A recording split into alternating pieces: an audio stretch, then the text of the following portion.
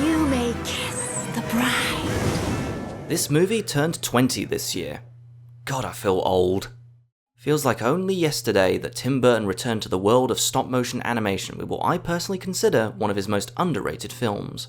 Released in 2005, Corpse Bride tells the tale of a young man named Victor who accidentally marries an undead bride and ends up being pulled between two worlds, the land of the living and the land of the dead.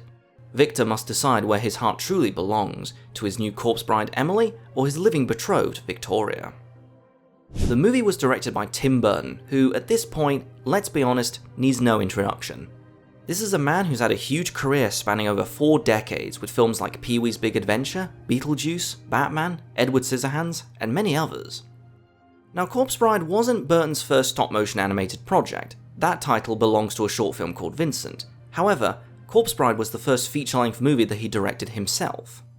No, it wasn't The Nightmare Before Christmas. Shocking, I know.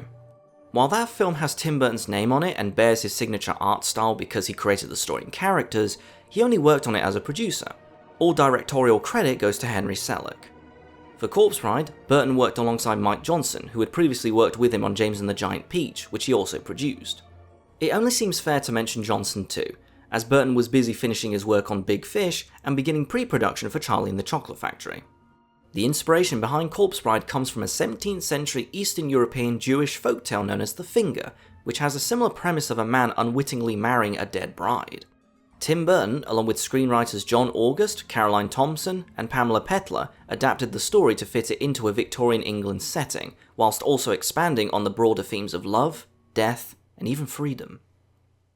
Undeniably, the best thing about Corpse Bride is the animation. It's technically credited as Laika's first animated feature, but it absolutely has Tim Burton's fingerprints all over it, from his warped scenery to the distorted dreamlike backgrounds. His designs are deeply inspired by German Expressionism, an art movement born in Germany during the post-World War I depression. I mean, look at a film like The Cabinet of Dr. Caligari and tell me you don't think of Tim Burton. For me personally, it's practically impossible. That's just how influential German Expressionism is on Burton's art, and it definitely shows in Corpse Bride. Now, one of the most unique choices Burton makes with the look of the film is how he subverts our expectations of life and death. The land of the living is cold, grey, and drained of colour, stiff, suffocating, and obsessed with etiquette, status, and obligation. Every frame looks like it's gasping for air. But when Victor crosses over into the land of the dead, everything suddenly bursts with colour, the music comes alive, the characters are more expressive, and the world feels free. Burton isn't just showing off his gothic style, he's treating death not as something to fear, but as a kind of liberation. The living are trapped by convention, whilst the dead are finally able to be themselves without any constraints. It's ironic, beautiful, and completely Tim Burton, a reminder that being alive doesn't always mean truly living.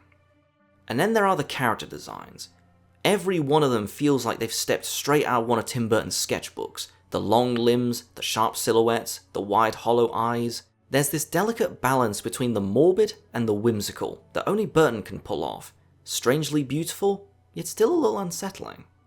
The puppets were crafted by McKinnon and Saunders and animated by the team that would later form Laika, turning Burton's sketches into physical, three-dimensional characters. What made this film groundbreaking at the time was the use of internal mechanical rigs inside the puppets' heads, instead of the 3D printed face replacements that Laika would pioneer later in films like Coraline.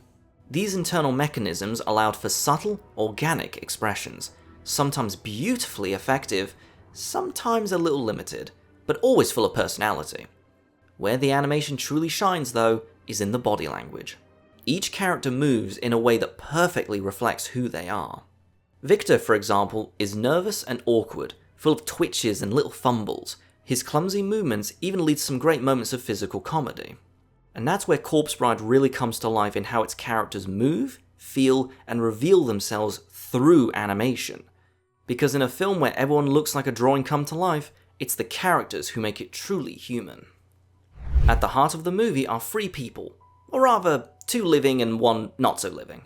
First, our protagonist, Victor Van Dort, voiced by Johnny Depp, is an anxious yet well-meaning man who's constantly fumbling through life. He's polite to a fault, terrified of disappointing others, and so nervous that he can barely get through a wedding rehearsal. Victor certainly fits alongside the countless outcasts that Tim Burton usually focuses on, but compared to a good chunk of them, I find him to be one of the less interesting ones. I wouldn't call him the worst, but something is lacking about him. It could be that he does seem surprisingly passive in the narrative. He reacts more than makes active decisions throughout the film. It could also be that despite having very large eyes, he doesn't have many expressions other than confusion or panic. This relates to the issue I mentioned earlier when it comes to the mechanisms they used for the expressions on the puppets. But I will say, the physical animation on Victor makes up for it. The slapstick involving him tends to get some of the biggest chuckles out of me. There's also something weirdly endearing about Johnny Depp's vocal performance. There's a genuine sincerity he gives to Victor that makes me believe every word that comes out of his mouth. So despite my criticisms, I do find him quite sympathetic, especially given all the hams to him. From the pressure of getting married to being thrust into a marriage with a corpse and whisked off to the land of the dead with no guarantee of ever returning home. And speaking of which, next we have Victoria Everglot, voiced by Emily Watson, who in my mind can do no wrong. Despite being gentle and innocent, she suffers from similar problems to Victor, except here she doesn't have good physical comedy or even the right amount of screen time to truly leave a huge impact. She's even more passive than Victor, which is an issue, seeing as their romance is one of the central pieces of the story. Might as well talk about it right now. As this film is essentially a gothic fairy tale, naturally the romance won't be quite as developed as one might expect, but even here it still feels lacking. Victor and Victoria literally share 2 scenes before the plot really begins, their first meeting and the rehearsal. I will admit, I like the idea why they initially fall for each other. Both are outcasts in their own right, gentle people trapped in a rigid, loveless society. There seems to be a mutual understanding between them, in which they recognise that neither of them fits in with the rest. Their first scene in front of the piano is sweet, but it's completely overshadowed by another one which I'll get to in a bit. There is something there between Victor and Victoria, but man do I wish there was a lot more. Next we have the titular corpse bride herself, Emily, who is easily the best written character in the film. Everything about her, from her tragic backstory, animation, and down to her wonderful vocal performance from Helena Bonham Carter, makes her steal the whole movie. She's hopeful yet naive, kind yet impulsive, romantic yet possessive. She has more layers and depth than all the other characters put together. All of it is portrayed beautifully by Helena Bonham Carter. Her soft, emotional vocal delivery adds warmth, humour, and tragedy all at once. Throughout most of the movie, there is such a charm and likability to Emily, mostly because I just love how positive and happy she is, despite everything she's been through. And I'll admit it, I think she's pretty cute. Does that mean I'm into necromancy? Let me talk about the animation on her, because it'd be remiss of me not to. This is one of the most beautiful and expressive character models I have ever seen. And it doesn't just come from her design, which is one of my favourites to come from the mind of Tim Burton, but also the character animation. From what I understand, Emily was one of the most complex characters that the animators ever worked with. The biggest obstacle was her veil. As they tried to keep things practical, it created a lot of challenges with trying to make the veil flow with grace and beauty, almost like it were underwater. CGI was used in very small amounts, mostly to remove wires or anything that kept the puppet stable. Honestly, it's done so well that it never would have crossed my mind that that's how it was done. Emily's facial animation is where the internal head mechanisms truly shine.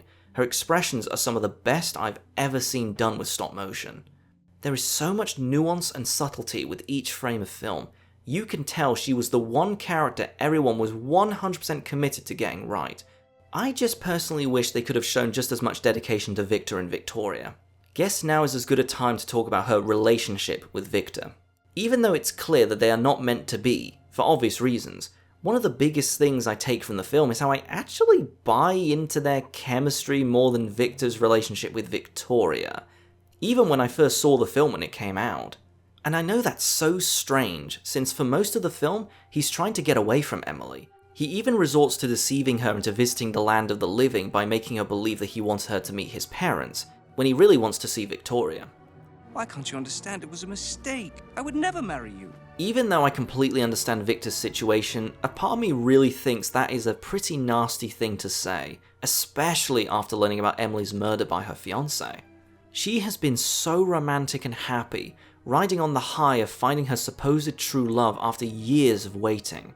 She even goes out of her way to reunite him with his dead dog Scraps, showing that she truly cares about him.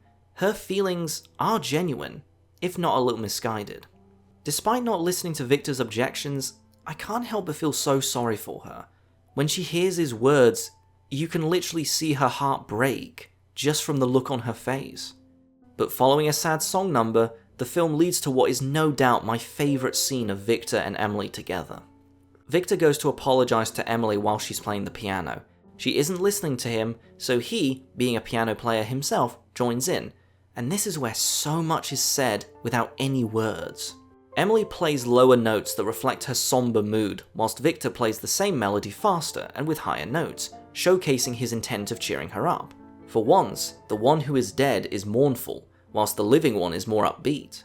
Then they play together perfectly in harmony and their mood changes, showing how close they've started to become. Despite how slightly rushed this scene may be in terms of its placement in the film, I think it's so well done. But what I think really sticks out the most with Emily is that compared to most of the characters, she has the biggest emotional arc. She starts as a young woman stuck in limbo after being betrayed and murdered by a man she loved. When Victor accidentally marries her, she projects her unfulfilled love onto him. It's almost like she's getting a second chance. In any other movie, she might have been a vengeful spirit or revenant, disillusioned and embittered by the idea of love and marriage. She could have killed Victor, or any other man for that matter, if she had been written this way.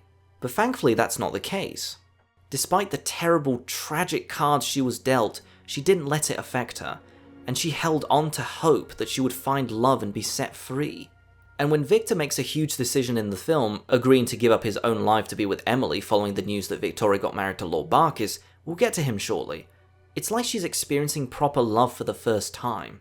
But then we get to the ending, when she realises that despite finally getting what she's always dreamed of, she's taken it away from someone else.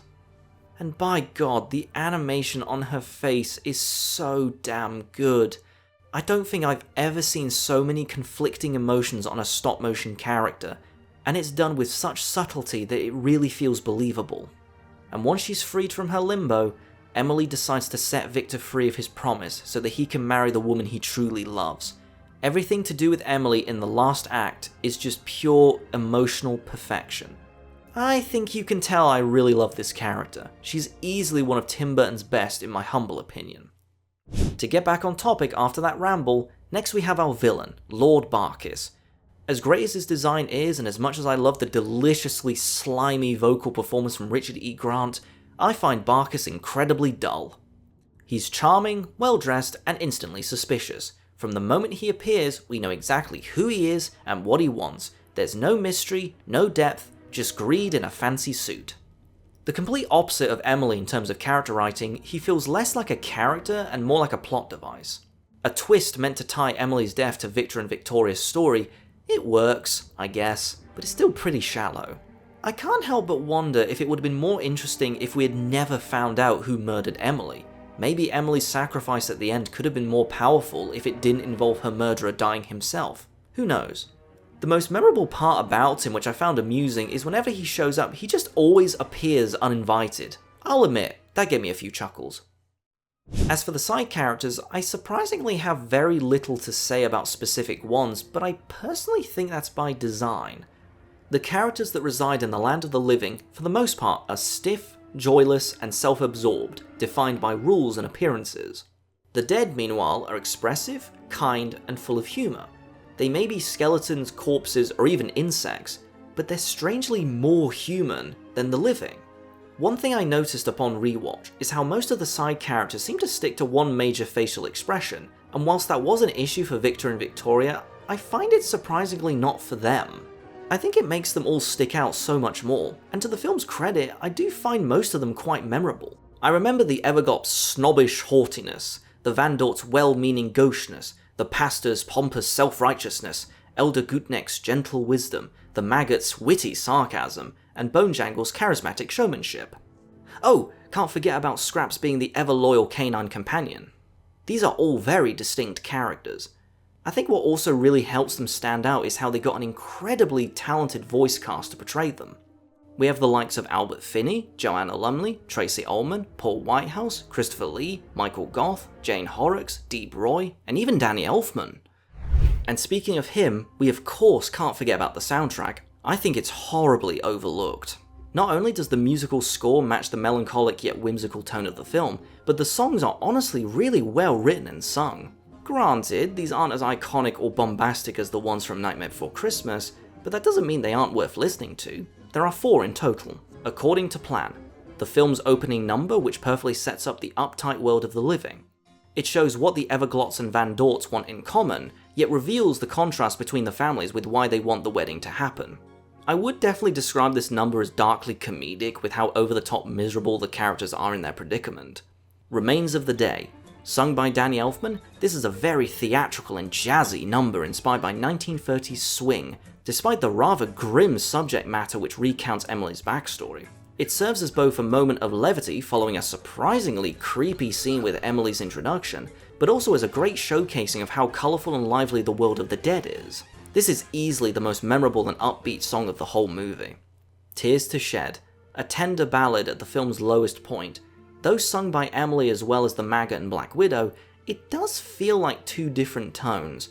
One that's very emotional and introspective, whilst the other is a little bit more humorous.